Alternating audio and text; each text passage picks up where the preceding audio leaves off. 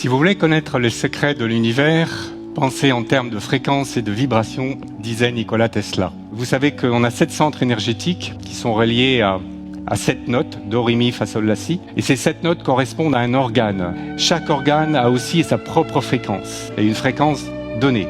Mais ce qu'on sait un peu moins, c'est que chaque acide aminé a aussi sa propre fréquence, et va se fixer sur le ribosome en permanence, toujours à la même fréquence d'accrochage.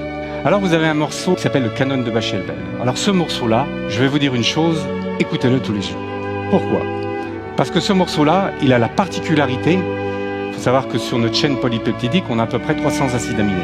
On en a besoin de 8 primordialement, donc on ne peut pas se passer. Si on ne les a pas, il faut manger équilibré, sinon on va avoir des problèmes. Ces 8-là, c'est le seul morceau qu'on a trouvé qui vous nourrit vos 8 acides aminés essentiels, en permanence. Il est conçu de 8 tonalités qui correspondent aux 8 acides aminés à l'homme. Il est conçu aussi de telle manière que si vous le prenez en cours, c'est comme si vous le repreniez depuis le départ.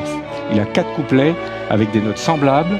C'est un puissant anti-stress. Si vous n'êtes pas bien le soir, vous rentrez du travail, vous n'êtes pas bien, écoutez-le. Il a aussi la particularité de réguler le métabolisme. Il active le circuit enzymatique. Il stimule la protéine. Ce morceau-là est génial, il faut vraiment l'écouter. Il y a un morceau à contrario qui est construit sur les mêmes principes que le canon de Pachelbel que je vais vous citer, qui est un morceau qui a été fait par ABBA, repris par Madonna, enfin plein d'autres. Ce morceau-là s'appelle Hang Up, et quand vous l'écoutez, il vous stimule les mêmes hormones que vous stimulez quand vous rentrez en forte dépression. C'est une vraie saloperie. Quand on étudie Mozart, on s'aperçoit que les derniers morceaux de Mozart ont la particularité d'appauvrir énormément certains acides aminés, mais vraiment surtout ces derniers morceaux. Et à l'époque, il était mort d'une maladie du sang, une leucémie.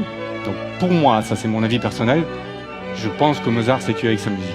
Mais c'est mon avis, parce qu'il appauvrit vraiment beaucoup d'acides aminés, mais vraiment beaucoup.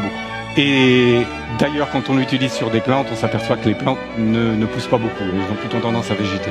Donc soyez vigilants à la musique que vous écoutez. D'ailleurs, Platon avait dit, si vous voulez contrôler le peuple, contrôlez sa musique. Alors on pourrait imaginer un monde baigné en 432, on serait certainement plus joyeux, on serait certainement plus vivant, on aurait certainement plus d'intuition.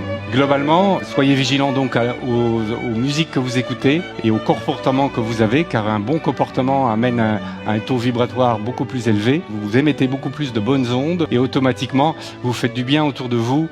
Et puis d'ailleurs, on dit en général de ces personnes, ils rayonnent. Et ça, c'est à la fois la musique que vous entendez, les conditions dans lesquelles vous les écoutez, et c'est aussi dans les conditions dans lesquelles vous êtes. Donc le son peut vous faire vraiment beaucoup de bien, vous épanouir, vous rendre joyeux, vous structurer, vous construire, mais il peut aussi malheureusement faire des choses négatives comme je vous l'ai dit tout à l'heure.